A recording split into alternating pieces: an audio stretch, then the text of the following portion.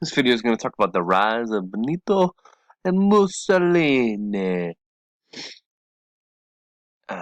There's a quote at the bottom because you guys are probably wondering why I talked about when we did the discussion post.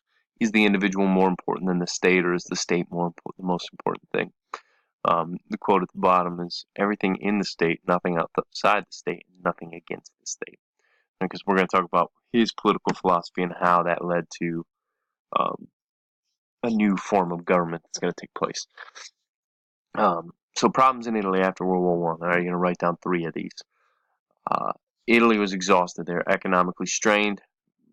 They were, um, we'll talk about they join later, but they're going to have unemployment issues. They're going to have inflation spiraling. Once again, inflation is the rapid growth of prices, and without the wages, how much money you make. All right, it's not going to be like hyperinflation, like in Germany, where it's like a loaf of bread costs, $200 billion or $4 trillion or anything like that. But still, the inflation is going to be going up where you're going to have wages not increasing enough. The leader at the time was not a very efficient ruler. Citizens really were hoping for a change. All right, so this is even prior to the Great Depression. There was all sorts of problems going on in Italy. The debts were high, the war debts were high, there were unemployment, inflation, there were strikes happening all over. That's Victor. And then on top of that, Italy, they were told, hey, if you join the Allies side, you will. Because if you guys remember, way back in World War One, we talked about it. There was the Triple Alliance and the Triple Entente. They were actually part of Germany's side in the alliance system prior to the war, but they end up joining the Allied side because they were told they would get land in return if they helped the Allies win. The Allies did not give them the land that they were promised. They thought that they were going to get much more land. They thought, because to the victor go the spoils. They thought that they were going to really um, do well, but the Allied powers obviously didn't feel the same. They didn't feel like they really did enough in the war to warrant that, and so they didn't get the land that they thought. And so you can imagine, once again, you got all sorts of unemployment issues. You've got inflation issues. You've got strikes happening. You've got all sorts of just political turmoil that's going on, and then the Treaty of Versailles. You got a lot of unrest within Italy. Then you also got a lot of issues that they have with other countries, especially the people that wrote the Treaty of Versailles. A lot of the Italians are going to have a lot of anger about that. So it wasn't just the Germans, and there's a lot of. That's why we talked about the war to end all wars ends with the peace to end all peace. World War One. After the war is over, it didn't just make the Germans mad. It's going to make a lot of people mad. People are going to be mad. They should have got more territory. They thought somebody else got too much territory. It's going to create all sorts of issues, and that's why another war is going to break out. 20 years later, after the Treaty of Versailles is signed. 1919, Mussolini is going to form an organization. Now, this guy was a former school teacher, which is weird. He was a former newspaper article or a journalist. He's going to go out and start his own kind of newspaper business. He's going to go to the radio. He's going to turn to the media, and he's just going to start bashing the government. All right, and he's going to call for a new system to take over. And he is going to create this system called fascism. Now, fascism is a system of government that's ruled by a dictator. The government is going to eliminate anybody that's not fascist, get rid of all people, get rid of anybody that's against the state. Basically, it views the state, when the state, what we're talking about, the government at the time, is going to view them as the most important. And it's very, very centered around everything revolves around the state. Nothing can exist outside the state, which is what that quote we read earlier.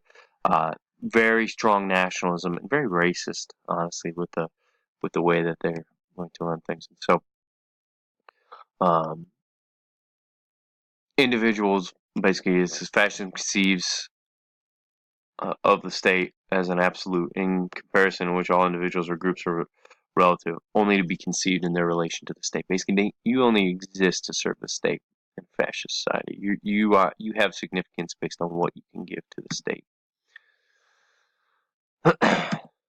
All right, and he's going to make some pretty bold promises. All right, so Mussolini is going to really promote nationalism and patriotism. We talked about it. he's going to speak to the Italian people, and this is going to really sound good to them because he's going to say, we need to restore Italy back to the time of the ancient Romans. Like we are, and Hitler's going to do the same thing where he's going to basically say, we are descendants of greatness. We need to claim our greatness once again. All right, so we are descendants of the ancient Roman Empire. We once ruled the world. Mussolini's going to tell us to the people, we need to do that again. We can rule the world. And people who are without a job, they're seeing our government fall apart. They're seeing us not be respected at the Treaty of Versailles. All these things going on. They're going to be like, yeah, we do need to change. Yeah, we are great. Yeah, we should be ruling the world. So he's going to bring this message of hope, a very simple message, and it's going to start to gain him a lot of power.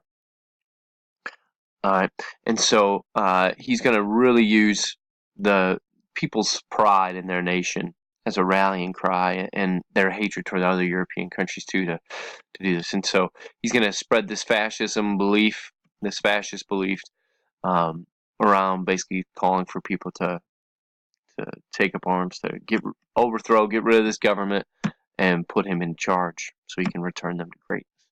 And in 1922, this is where he is going to, he's got a group of followers called the Black Shirts, and he's going to tell them, hey, let's march on Rome. Let's go and let's seize power. Let's have a coup d'etat, which basically is just to overthrow the government. Let's do it through force. If they're not going to give us full power, let's do it by force. And King Victor Emmanuel III is like, hey, no, yeah, come on in. Sure. Yeah, no, yeah, you guys can take over. And he's going to be appointed to the position of prime minister. And then from there, once he becomes the position of prime minister, which basically he's in charge of the um, executive branch, I guess you could say, kind of like similar to our president is kind of that position, but it's a little different.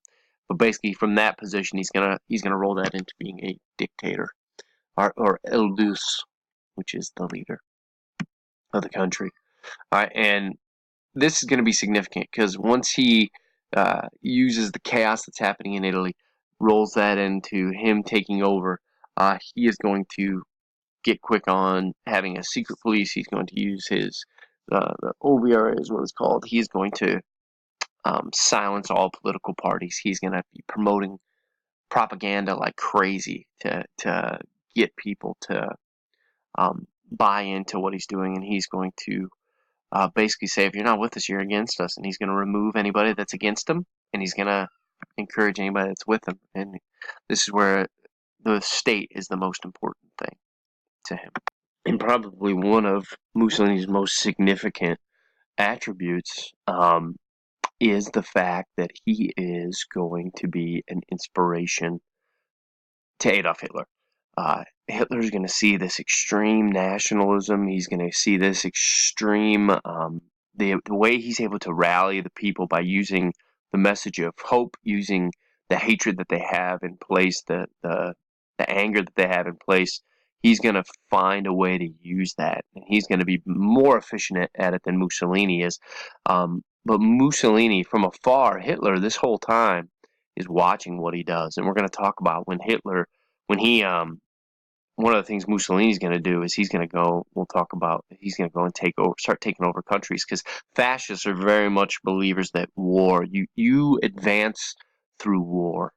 They're big on physical fitness through war. They believe that they're superior, and that if a war breaks out, well, we got superior soldiers, we're going to win. And so Hitler's going to be seeing what Mussolini's going to do, and he's going to inspire him. And he's going to be basically all throughout leading up to World War II, he looks up to the guy. He looks up to Mussolini, and then that shift is going to happen where Hitler's going to take over, and he's going to take it even further. But that's what this cartoon is showing. It's showing that Mussolini is basically lifting up a seal that was down there, and it's releasing a demon, and what that's signifying is that Adolf Hitler is that demon, that he is. Mussolini has started something that's given him power, and he in himself is, is a monster, but he is unleashing something much worse on the world in Adolf Hitler. And Hitler is going to rise up. He's going to see what happens with Mussolini, see how nobody really stops Mussolini when Mussolini disobeys the League of Nations, when Mussolini advances his power and advances his territory through war, and Hitler's going to use that and say, well, if he can do it, so can I. And that's going to be the significance there.